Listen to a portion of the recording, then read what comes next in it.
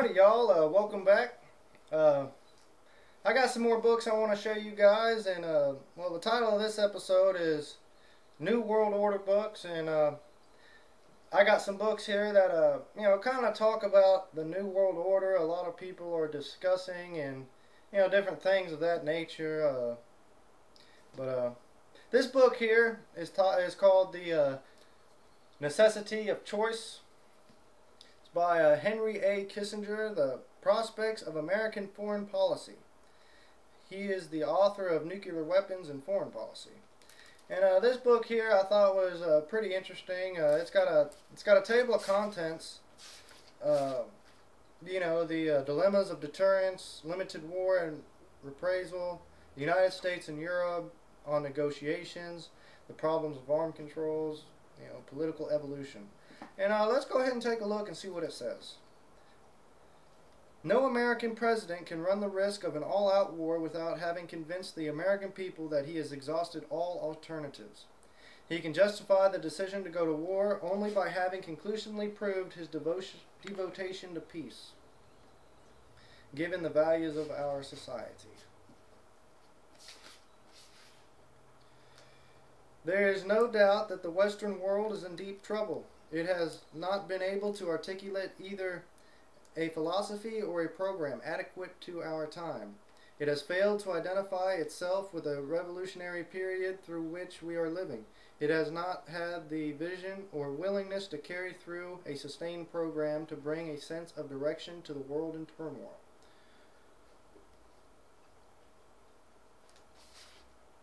And here's another chapter, the problems of arms control. And total disarmament generally is taken to mean the reduction of a military force to a level sufficient to maintain internal security, but inadequate for offensive operations. And here I got one more chapter I want to talk about. It's called The Political Evolution. I personally found this one most intriguing out of it. Really fascinating. Let's take a look and see what it says. The opposition to modern totalitarianism has rarely centered in the bureaucracies or in the universities. The educational system of Germany was one of the glories of the nation. When the middle class is deliberately endowed by the state action with considerable prestige, it may not value political liberty as highly as did its counterpart in the 18th and 19th centuries. Capital accumulation is achieved by deprivation in the present for the sake of the future. The fusion of politics and economics, which made the feudal system so persistent in agricultural societies, has reappeared in the communist states. Where nothing is certain, nothing will be strongly maintained. The preeminent field of study was philosophy, the effort to give significance to life itself. Education is or can be made largely vocational. It can be made to repeat the specialization of an industrial society. Any specialization in day-to-day life is purchased at the price of a considerable ignorance of most other fields.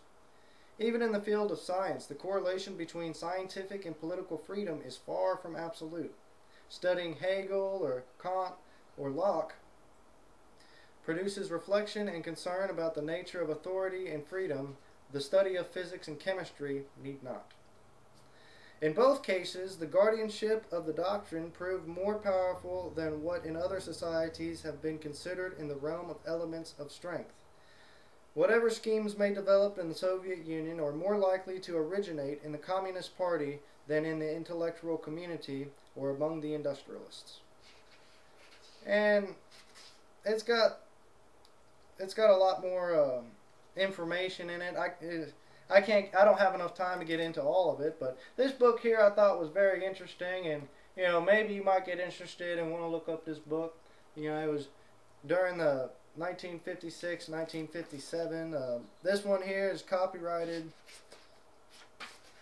let's see, 1960-1961. So these are the ideas that came out of World War II, and the the need for a new world order they discuss frequently in these books. This one here, and I got this one as well, The Nuclear Weapons and Foreign Policy, another book by Henry A. Kissinger. And New York Council on Foreign Relations by Harper and Brothers, New York, 1957. And the proposals of a world government and strategy and policy, American strategy and NATO strategy. So this here talks about strategy, the Soviet Union and the atom, and the need for a doctrine, and this problems of survival. And these books here are really informative if you wanna know about how close we came to complete annihilation.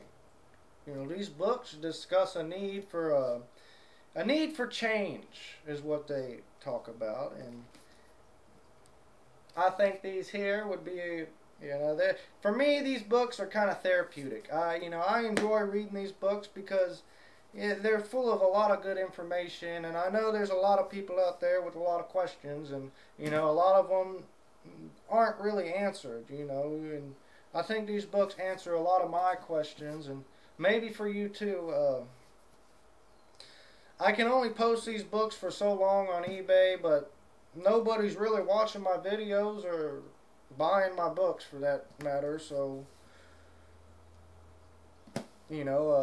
if I still have these books, if anybody wants these books, or wants to know about what's in them, just send me a message or something, make me an offer, whatever.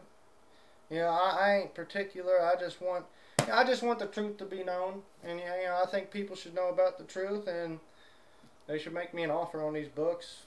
Send me a message, and I'll send you a link so you can get your hands on one of these. Thank you all very much. Y'all have a good one.